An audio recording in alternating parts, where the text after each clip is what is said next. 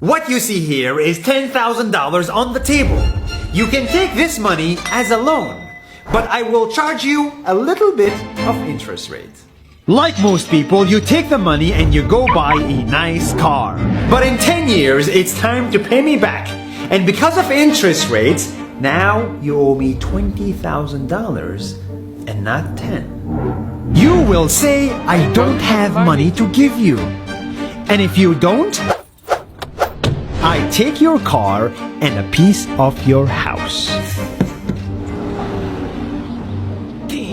This is how debt works. And after 3 years of traveling the world, I noticed that this is exactly what China is doing. For example, take the small island nation of Sri Lanka. This developing country needs money and China has a lot of it. So Sri Lanka took billions of dollars in Chinese loans. It was easy money just there to be taken. And with that, they built skyscrapers, highways, airports, and shipping ports. The country grew and prospered. But few years later, this easy money came with interest rates, and Sri Lanka was so much in debt that it couldn't pay back China its money. And the only way out was to give China control of what they had built.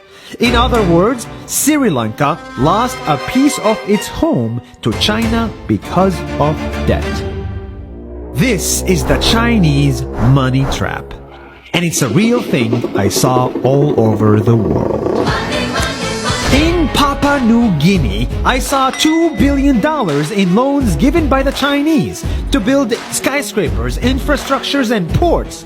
But there is no way this remote developing country can pay it back or its interest rate. And the only way out is to give China control of the country.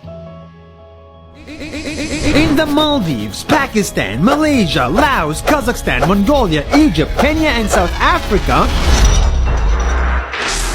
the same thing is happening, and many countries are struggling to pay back Chinese loans. If you look closely, all these infrastructure projects like highways, ports, and bridges connect to China through the sea or through the land to form something far bigger, far more powerful than just a bridge.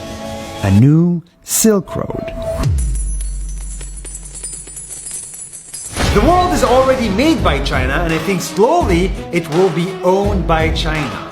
Don't get me wrong, building bridges, ports, highways, and airports is a great thing for the people and the country, but they come at a very high cost. And when these countries can't pay back the loans, these countries will lose their homes.